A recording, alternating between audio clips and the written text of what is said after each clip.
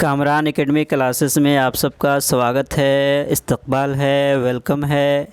आज के इस वीडियो में बेसिकली हम 2018 का हिस्ट्री का प्रीवियस ईयर का जो क्वेश्चन है उसको हम डिस्कस करेंगे और उसी के साथ साथ ये बी ऑनर्स हिस्ट्री 2018 का जो होगा उसको दो पार्ट में डिवाइड किया गया है। एक पार्ट में हम 1 से लेकर 50 तक जो क्वेश्चन है वो करेंगे और सेकंड पार्ट में 51 से लेकर 100 तक जो क्वेश्चन है उसको हम कंप्लीट करेंगे, यानी कि दो पार्ट में 2018 का बी ऑनर्स हिस्ट्री का प्रीवियस ईयर का क्वेश्चन को कंप्लीट सॉल्व कर लेंगे। तो आज का जो सबसे पहला क्वेश्चन है वो ये है, national voters day is celebrated on. Hindustan में नेशनल वोटर्स डे कब सेलिब्रेट किया जाता है? तो इसका जो करेक्ट आंसर है वह है ऑप्शन सी, 25 जनवरी को हिंदुस्तान में नेशनल वोटर्स डे के तौर पे सेलिब्रेट किया जाता है ताकि उसके ज़रिए से लोगों के अंदर अवेयरनेस लाया जा सके और लोग अपने जो लीगल राइट्स उनको दिया गया है राइट टू वोट का वो इस्तेमाल कर सके। इसी के साथ साथ 2021 का जो नेशनल वोटर्स डे का थीम है वो ये है, making our voters empowered, vigilant, safe and informed. ये 2021 का नेशनल वोटर्स डे का थीम भी है, तो ये भी हमें याद रखना है। एग्ज़ाम में कभी कभी थीम भी पूछ देते हैं।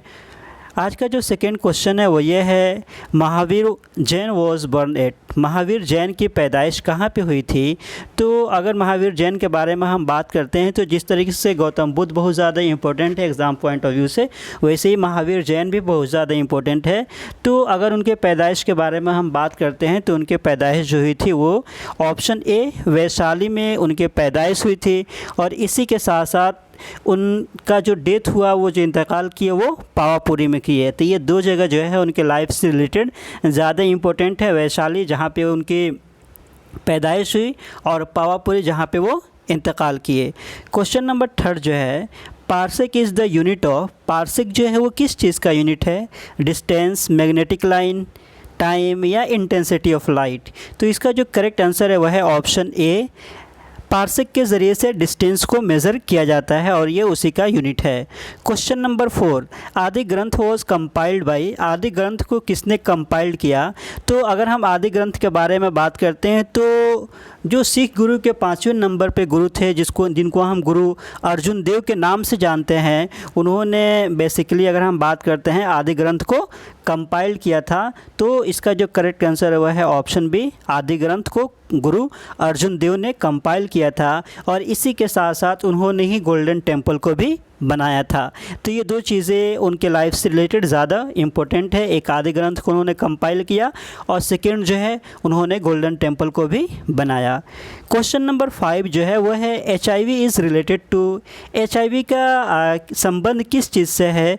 तो इसका जो करेक्ट आंसर है वह है ऑप्शन बी, एड्स से। HIV का जो रिलेशन है या जो रिश्ता है वो एड्स से है और इसी के साथ साथ HIV जो है वो वायरस है।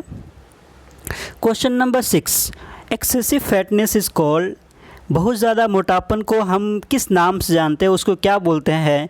तो इसका जो करेक्ट आंसर है वह है ऑप्शन ए, ओबेसिटी। जब बहुत ज़्यादा मोटापन हो जाता है तो उसको हम ओबेसिटी के नाम से जानते हैं। Question number 7, Mein Kampf was written by. Mein Kampf एक बहुत फेमस किताब है, इसको किसने लिखा था? तो मेन काम्फ को बेसिकली अगर हम बात करते हैं इसको इंग्लिश में माई स्ट्रगल के नाम से जानते हैं और इसको जो लिखने वाले हैं वो है ऑप्शन सी, एडोल्फ हिटलर ने मेन काम्फ को लिखा था। बेसिकली जब उनको 1923 में जेल में डाल दिया गया था उसी वक्त उन्होंने जो स्ट्रगल किए थे जर्मनी के लिए उन तमाम स्ट्रगल को उन्होंने किताब में लिखने की कोशिश की।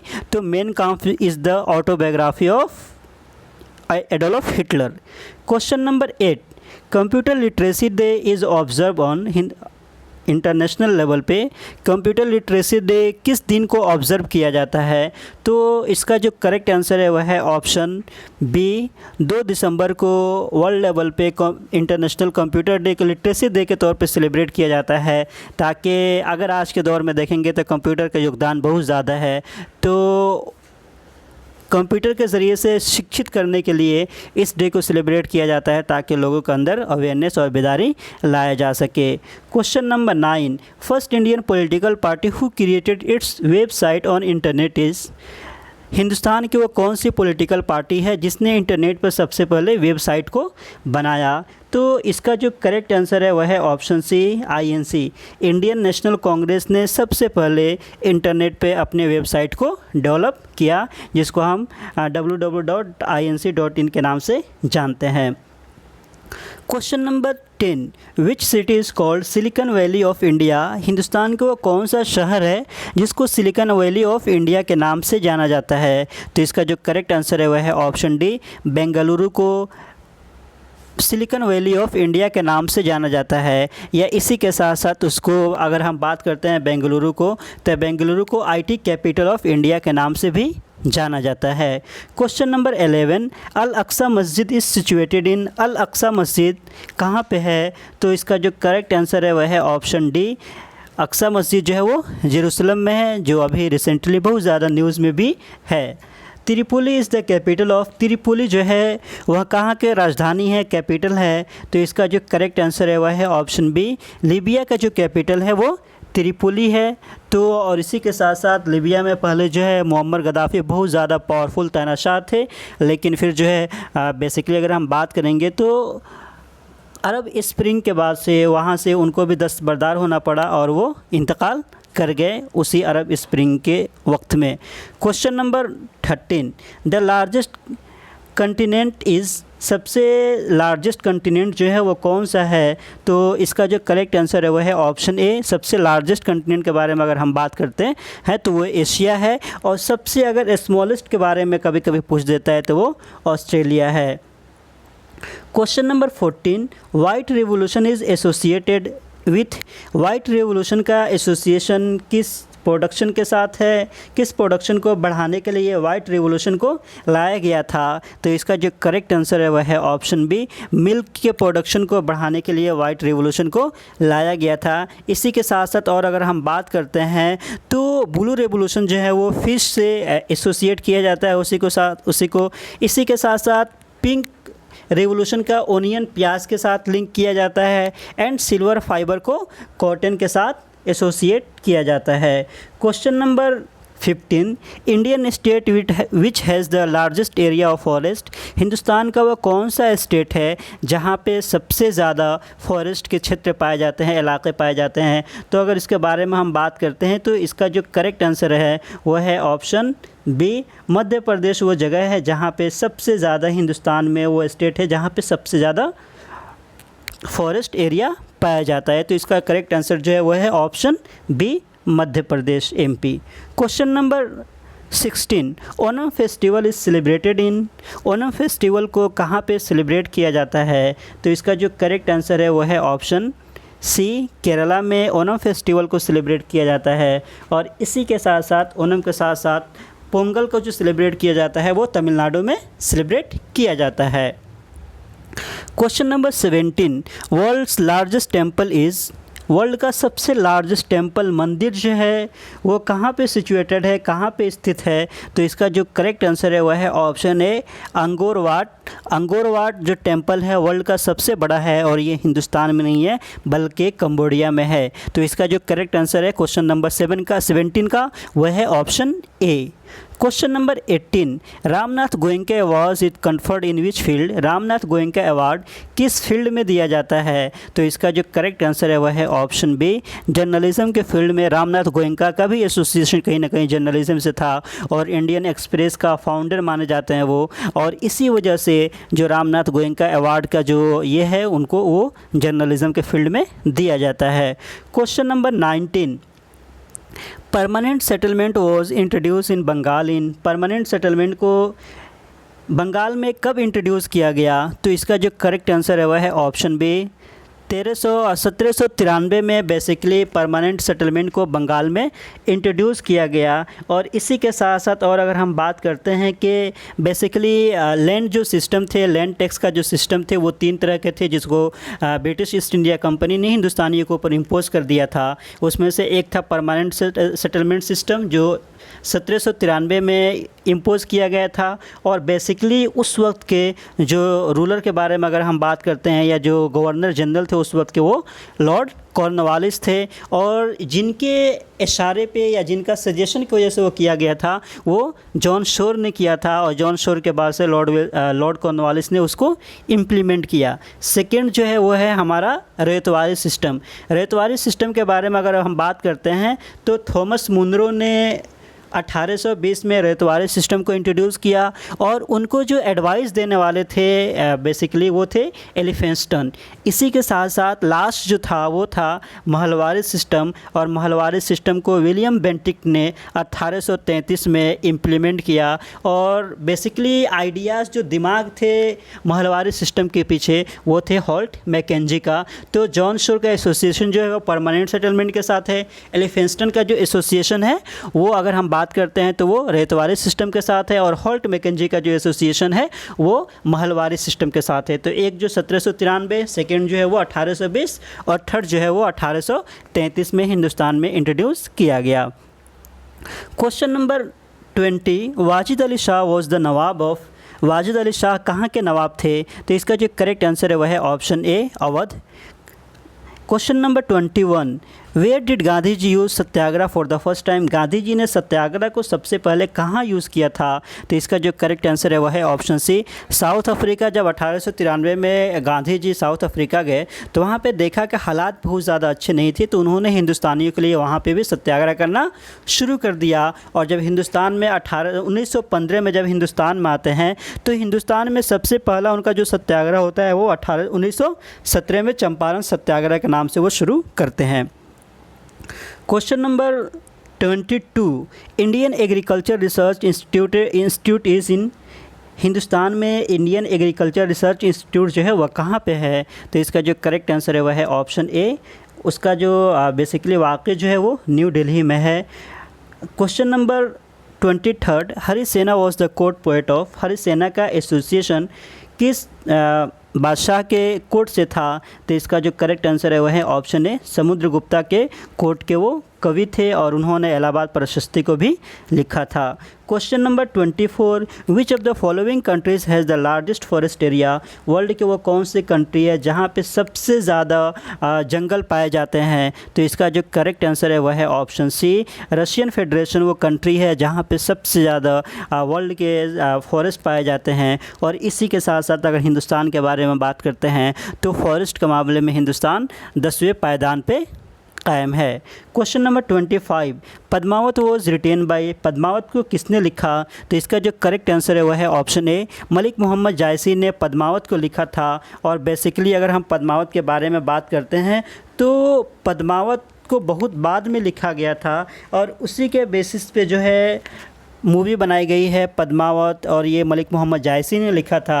और बेसिकली अलाउद्दीन खिलजी ने जब रणथंबोर पे हमला किया था तो उस वक्त की ये पूरी कहानी है जिसमें उन्होंने पद्मावत में लिखने की कोशिश की है। तो ये चीज़ें हैं और ये बहुत ज़्यादा पॉपुलर किताब है और इसी के बेसिस पे पूरी फिल्म को फिल्माया गया है। Question number 26, first Olympic games were held in. World में फ़र्स्ट ओलंपिक गेम्स कहाँ पे हुए थे और कब हुए थे? तो अगर कब के बारे में हम बात करते हैं तो इसका जो करेक्ट आंसर है वह है ऑप्शन बी, 1896 में सबसे पहली मरतबा ओलंपिक गेम्स का इनकाद किया गया था। और अभी रिसेंटली जो होना है वो जापान में होना है, जो जुलाई से लेकर अगस्त मंथ में किए जाएंगे। और तो ये है हमारा। और इसी के साथ साथ अगर हम एंशिएंट के भी बारे में बात करते हैं तो एंशिएंट भी जो हुआ था वो भी ग्रीस में ही हुआ था, ग्रीस के एथेंस में, और वो 776 बीसी में हुआ था। तो ओलंपिक, मॉडर्न ओलंपिक का जो शुरुआत जो हुआ वो 1896 में और एंशिएंट का जो शुरुआत हुआ था वो 776 बीसी का। और दोनों का जो सबसे पहली कंट्री जहाँ पे ये किया गया था वो ग्रीस है। Question number 27, first education minister of independent India was. Hindustan में सबसे पहली मरतबा अगर हम बात करते हैं कि सबसे पहले मरतबा एजुकेशन मिनिस्टर किनको बनाया गया था, तो इसका जो करेक्ट आंसर है वो है ऑप्शन बी, मौलाना अबुल कलाम आज़ाद को हिंदुस्तान में सबसे पहले एजुकेशन मिनिस्टर बनाया गया। और उन्होंने एजुकेशन के फील्ड में बहुत ज़्यादा काम किए। संगीत नाटक एकेडमी को उन्होंने इस्टेब्लिश किया, यूजीसी को इस्टेब्लिश करने में बहुत अहम रोल रहा। बहुत से आईआईटीज़ को बनाया, बहुत से आईआईएम वगैरह को उन्होंने इस्टेब्लिश किया। इसी के साथ साथ और अगर हम बात करते हैं, वल्लभ भाई पटेल हिंदुस्तान के सबसे पहले होम मिनिस्टर बनाए गए। सर्वपल्ली राधाकृष्णन को सबसे पहले मरतबा हिंदुस्तान का वाइस प्रेसिडेंट बनाया गया। और इसी के साथ साथ डॉक्टर जाकिर हुसैन हिंदुस्तान के सबसे पहले मुस्लिम सदर बनाए गए। क्वेश्चन नंबर 28, अगर थोड़ा सा ये मीठा हुआ नहीं दिख पा रहा है बट मैं पढ़ रहा हूँ। First Chinese Pilgrim visited India, first Chinese जिनका हिंदुस्तान में आगमन हुआ वो कौन है? तो इसका जो करेक्ट आंसर है वह है ऑप्शन सी, फाहियान जो थे हिंदुस्तान में सबसे पहले। चाइनीज़ ट्रेवलर की बात करते हैं तो फाहियान सबसे पहले हिंदुस्तान में आए थे। और वो जब आए थे वो चंद्रगुप्त मौर्य के पीरियड में आए थे 393 एडी में, और हिंदुस्तान से वो 414 एडी में जाते हैं। और उन्होंने बहुत कुछ लिखा है हिंदुस्तानियों के बारे में। और उसके बाद से सेकेंड नंबर पर जो चाइनीज़ ट्रेवलर हिंदुस्तान आते हैं वह है ह्यूंग त्सांग, जो हर्षवर्धन के पीरियड में आए थे। और सबसे पहले ओवरऑल की बात करते हैं जो हिंदुस्तान में आए थे वो थे मेगास्थेंस, जो चंद्रगुप्त मौर्य के कोर्ट में आए थे। और वो बेसिकली जो थे वो सेलेकस निकाटोर के एम्बेसडर के तौर पे आए थे। और उन्होंने एक बहुत ही फेमस किताब लिखी है जिसको हम इंडिका के नाम से जानते हैं। Question number 29, Elephanta caves is situated in, Elephanta cave कहाँ पे है? तो इसका जो करेक्ट आंसर है वह है ऑप्शन डी, महाराष्ट्र। और महाराष्ट्र के जो औरंगाबाद डिस्ट्रिक्ट है वहाँ पे ये एलिफेंटा और अजंता केव्स दोनों वाक़ है। Question number 30, Sangam is the literature of, Sangam किस लैंग्वेज का लिटरेचर है? तो इसका जो करेक्ट आंसर है वह है ऑप्शन ए, तमिल लैंग्वेज का। ये बेसिकली अगर हम बात करेंगे तो ये तमिल लैंग्वेज से इसका एसोसिएशन है। और संगम लिटरेचर बहुत ज़्यादा पॉपुलर है।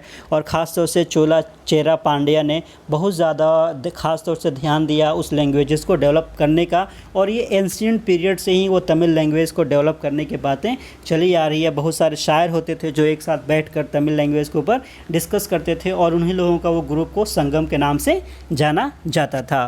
Question number 31, who was the founder of Aligarh movement, Aligarh movement के फाउंडर कौन है? तो इसका जो करेक्ट आंसर है वह है option A, sir Syed Ahmad Khan ने अलीगढ़ मूवमेंट की शुरुआत की। बेसिकली सबसे पहले उन्होंने 1875 में एंग्लो ओरिएंटल कॉलेज की बुनियाद रखी, और उसके बाद से फिर वहीं बाद में जाकर अलीगढ़ मुस्लिम यूनिवर्सिटी के नाम से पॉपुलर हो गया। Question number 32, under 19 cricket world cup 2018 was one by, 2018 के अंडर 19 क्रिकेट वर्ल्ड कप जो मेल का हुआ था उसको जीतने वाली टीम कौन थी? तो इसका जो करेक्ट आंसर है वह है ऑप्शन डी, इंडिया ने जीता था उसको। और उस वक्त जो कैप्टन थे वो थे पृथ्वी शॉ। और फिर 2020 का जो अगर अंडर 19 क्रिकेट वर्ल्ड कप के बारे में बात करते हैं तो उसको बांग्लादेश ने जीता है। और तो ये है अंडर 19 क्रिकेट वर्ल्ड कप के बारे में। क्वेश्चन नंबर 33, द अर्थशास्त्र वॉज रिटेन बाई, अर्थशास्त्र को किसने लिखा था? तो इसका जो करेक्ट आंसर है वह है ऑप्शन डी, कौटिल्य ने अर्थशास्त्र को लिखा है। और ये बेसिकली चंद्रगुप्त मौर्य के पीएम थे, और उन्हीं के पे और इनको चाणक्य के नाम से भी जाना जाता है। क्वेश्चन नंबर 34 जो है, first governor general of Bengal was, first governor general Bengal में कौन बनाए गए थे? तो बेसिकली अगर इसके बारे में हम बात करते हैं तो यहाँ पे वो ऑप्शन है ही नहीं, ठीक है। बट हमें अगर बात करते हैं कि इसमें जो भी ऑप्शन है तो वहाँ पे सबसे लास्ट जो होंगे वो लॉर्ड क्लाइव को यहाँ पे हम टिक करेंगे, क्योंकि और कोई नाम नहीं है। वैसे फ़र्स्ट के बारे में जब हम बात करते हैं तो जिनको सबसे पहले मर्तबा बनाया गया था हिंदुस्तान में और ख़ास तौर से बंगाल के गवर्नर जनरल, तो अगर उनके बारे में हम बात करते हैं तो वो है वारेन हेस्टिंग्स, ठीक है। और वारेन हेस्टिंग्स को बेसिकली 2 साल के लिए पहले तो गवर्नर बनाया गया, लेकिन उसके बाद से एक्ट आता है जिसको हम रेगुलेटिंग एक्ट 1773 के नाम से याद करते हैं। उसी के बाद से उनको चेंज करके फिर गवर्नर से गवर्नर जनरल ऑफ बंगाल बना दिया गया।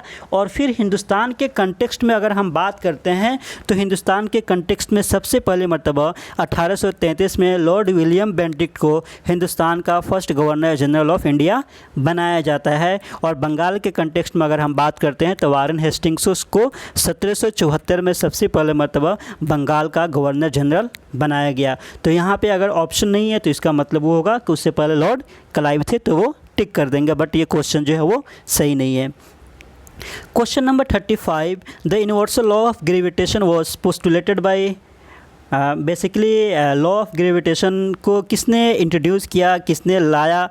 तो इसका जो करेक्ट आंसर है वह है ऑप्शन ए, आइजैक न्यूटन ने बेसिकली लॉ ऑफ ग्रेविटेशन को इंट्रोड्यूस किया। Question number 36, non cooperation movement was started in, non cooperation movement की शुरुआत कब हुई? तो इसका जो करेक्ट आंसर है वह है ऑप्शन बी, 1920 में नन कोऑपरेशन मूवमेंट की शुरुआत हुई और 1919 में खिलाफत मूवमेंट की शुरुआत हुई। Question number 37, the present Lok Sabha speaker is, अभी रिसेंटली हिंदुस्तान के जो लोकसभा के स्पीकर है पार्लियामेंट के, उनका नाम क्या है? तो अभी ये 2018 का क्वेश्चन पेपर है, इस वजह से वो नाम नहीं है। वैसे अभी का उस वक्त जो थी वो थी सुमित्रा महाजन, तो इसका जो करेक्ट आंसर होगा वो सुमित्रा महाजन हो जाएगा। लेकिन अभी के कंटेक्स्ट में अगर हम बात करते हैं तो वो है ओम बिरला, तो ये नाम याद रखिएगा। ओम बिरला जो है वो अभी हिंदुस्तान के पार्लियामेंट के लोकसभा के स्पीकर है और उनका जो पार्लियामेंट्री कंस्टिट्यूंसी है वो है Kota. Question number 38, the slogan quit India was given by, quit India slogan जो था, नारा जो था, इसको किसने दिया था? तो इसका जो करेक्ट आंसर है वह है ऑप्शन डी, महात्मा गांधी ने क्विट इंडिया मूवमेंट का नारा दिया था। और उसी के बाद से फिर जो है कहीं ना कहीं अगर हम देखेंगे तो 1942 में क्विट इंडिया मूवमेंट की शुरुआत होती है और उसी में गांधी जी ने एक चीज़ और भी कहा था, डू और डाई, कि या तो हम कर जाए या मर जाए, दो ही हमारे पास ऑप्शन है। तो ये क्विट इंडिया और उसी के साथ साथ डू और डाई का नारा दोनों गांधी जी ने दिया था। Question number 39, the highest Indian civilian awards is, Hindustan का सबसे हाईएस्ट सिविलियन अवार्ड कौन सा है? तो इसका जो करेक्ट आंसर है वह है ऑप्शन, अगर हम बात करेंगे तो option D, Bharat Ratna award जो है सबसे बड़ा होता है। उसके बाद से पद्म विभूषण है, देन पद्म भूषण है और उसके बाद से पद्मश्री है। तो भारत रत्न को हिंदुस्तान का सबसे हाईएस्ट सिविलियन अवार्ड के तौर पे जाना जाता है। Question number 40, the largest gland in the human body is, इंसान के बॉडी में सबसे लार्जेस्ट जो ग्लैंड है वो कौन सा है? तो इसका जो करेक्ट आंसर है वह है ऑप्शन डी, वो है लीवर। लीवर जो है इंसान के बदन में सबसे लार्जेस्ट ग्लैंड है। इसी के साथ साथ क्वेश्चन नंबर जो 41 है वो ये है, the son of soil doctrine concerns with, ये एक टर्म है, उसका एसोसिएशन किसके साथ होता है? नेशनलिज्म के साथ, कम्युनलिज्म के साथ, रीजनलिज्म के साथ या कास्टिसिज्म के साथ? तो इसका जो करेक्ट आंसर है वह है ऑप्शन बी, वो है रीजनलिज्म। यानी कि सन ऑफ सॉइल का एसोसिएशन जो है ये एक डॉक्ट्राइन है, उसका एसोसिएशन जो है वो रीजनलिज्म के साथ होता है। Sati was declared an offence in, sati को हिंदुस्तान में कब एक जुर्माना एक्ट माना गया या जुर्म के काम माना गया, एक ऑफेंस माना गया? तो इसका जो करेक्ट आंसर है वह है ऑप्शन बी। बेसिकली अगर हम बात करेंगे तो 1829 में सबसे पहली मर्तबा जो है सती प्रथा को हिंदुस्तान से ख़त्म करने की बात की गई और इसमें सबसे बड़ा जो कंट्रीब्यूशन है वह है राजा राम मोहन राय का। और राजा राम मोहन राय ने विलियम बेंटिक के साथ मिलकर उसको ख़त्म करने की पूरी कोशिश की और उसमें कामयाब भी हुए। Question number 43, Indian standard time is the local time of, Hindustan का जो IST है वो किस जगह के स्टैंडर्ड टाइम को लिया गया है? तो इसका जो करेक्ट आंसर है वह है ऑप्शन बी, इलाहाबाद में मिर्ज़ापुर है, मिर्ज़ापुर के लोकल टाइम को हिंदुस्तान का IST माना गया है और हिंदुस्तान का IST जो है वो GMT से 5.5 घंटा आगे है। तो उसका जो करेक्ट आंसर होगा वो है ऑप्शन बी, इलाहाबाद। और इलाहाबाद में भी अगर हम बात करते हैं तो मिर्ज़ापुर के लोकल टाइम को एज अ IST अडॉप्ट किया गया है। Question number 44, who was the founder of Mughal dynasty in India, Mughal dynasty के इस्टेब्लिश करने वाले हिंदुस्तान में कौन थे? तो इसका जो करेक्ट आंसर है वह है ऑप्शन सी, बाबर ने हिंदुस्तान में मुगलिया एम्पायर की बुनियाद रखी। Question number 54, in which year the second world war was started, किस साल वर्ल्ड वार सेकेंड की शुरुआत होती है? तो इसका जो करेक्ट आंसर है वह है ऑप्शन सी, 1939 में वर्ल्ड वार की शुरुआत हो जाती है सेकेंड की। और बेसिकली ये उस वक़्त होता है जब सितंबर 1939 को बेसिकली हिटलर ने पोलैंड के ऊपर अटैक कर दिया, उसके बाद से ये इसकी शुरुआत हो जाती है। Question number 46, present secretary general of UNO इस सबसे अभी रिसेंटली जो है सेक्रेटरी जनरल यूएनओ के कौन है, तो इसका जो करेक्ट आंसर है वो है ऑप्शन डी, एंटोनियो गुतेरेस जो है वो अभी रिसेंटली यूएनओ के सेक्रेटरी जनरल है। और UNGA United nation general assembly 76 session का जो सदर है वो है अब्दुल्ला हैं, जो मालदीव के फॉरेन मिनिस्टर थे और उनको रिसेंटली जो है अभी यूएनजीए का सदर भी बनाया गया है। और इससे पहले जो थे एंटोनियो गुतेरेस वो बां की मून थे, और सबसे पहले जो थे वो थे Trygve Lie. Who wrote the Das Kapital, किसने दास कैपिटल के लिखा है, तो इसका जो करेक्ट आंसर है वह है ऑप्शन बी, कार्ल मार्क्स ने दास कैपिटल नाम की किताब लिखी है। Question number 48, who was the first caliph of Islam, इस्लाम में सबसे पहले जो खिलाफत की शुरुआत हुई वह किनसे हुई, तो इसका जो करेक्ट आंसर है वह है ऑप्शन बी, अबू बकर सिद्दीक़ रज़ियल्लाहु अन्हु सबसे पहले इस्लाम में खलीफा चुने गए। उसके बाद से हज़रत उमर रज़ियल्लाहु अन्हु, उसके बाद से हज़रत उस्मान बिन अफ़्फ़ान रज़ियल्लाहु अन्हु, और सबसे लास्ट में जो थे वो थे हज़रत Ali. Question number 49, the first battle of Panipat was fought between, first battle of Panipat जो है वो किन के दरमियान में लड़ा गया, तो इसका जो करेक्ट आंसर है वो है option B, Babur and Ibrahim Lodi के दरमियान में सबसे पहली मरतबा जो है वो बैटल ऑफ पानीपत की लड़ाई लड़ी जाती है। और उसी लड़ाई के बाद से बाबर जो है हिंदुस्तान में मुग़ल एम्पायर को इस्टेब्लिश करने में कामयाब हो जाते हैं। क्वेश्चन नंबर 50, हुमायूं नामा वॉज रिटेन बाई, हुमायूं नामा को किसने लिखा है, तो इसका जो करेक्ट आंसर है वह है ऑप्शन सी, गुलबदन बेगम ने हुमायूं नामा को लिखा है, जिसमें बेसिकली उन्होंने अपने भाई के बारे में डिटेल में सारी चीज़ों को लिखने की कोशिश की है। तो ये जो चीज़ें हैं जिसमें हमने 1 से 50 तक क्वेश्चन डिस्कस किए हैं, और नेक्स्ट वीडियो में बेसिकली हम 51 से लेकर 100 तक जो भी इंपॉर्टेंट क्वेश्चन होंगे वो हम डिस्कस कर लेंगे। और इसी के साथ साथ इसके बाद से फिर 2017 का और 2017 के बाद से 2020 का हिस्ट्री के क्वेश्चन पेपर को डिस्कस करके और भी जो सब्जेक्ट है पॉलिटिकल साइंस, बीबीए, इसी के साथ साथ ज्योग्राफी वाला जो सेक्शन है, या इसी के साथ साथ फैकल्टी ऑफ एजुकेशन के भी जो क्वेश्चंस वगैरह हैं वो सब हम सॉल्व करने की कोशिश करेंगे। तो आप सब अपने आप को मज़ीद अपडेट रखिए। मेरे यूट्यूब चैनल को अगर आपने लाइक एंड सब्सक्राइब नहीं किया है तो सब्सक्राइब कर दीजिए ताकि आपको नोटिफिकेशन मिल जाए। या इसी के साथ साथ आपको और भी कुछ सजेस्ट करना हो कि कौन कौन से टॉपिक वगैरह है या स्टडी मटेरियल के तौर पे किसी चीज़ के ऊपर डिस्कस करना हो तो वो भी हम कर सकते हैं, लेकिन वो आप कमेंट बॉक्स में सजेस्ट कर सकते हैं। और इसी के साथ साथ आपको कीमती वक्त देने के लिए थैंक यू सो मच।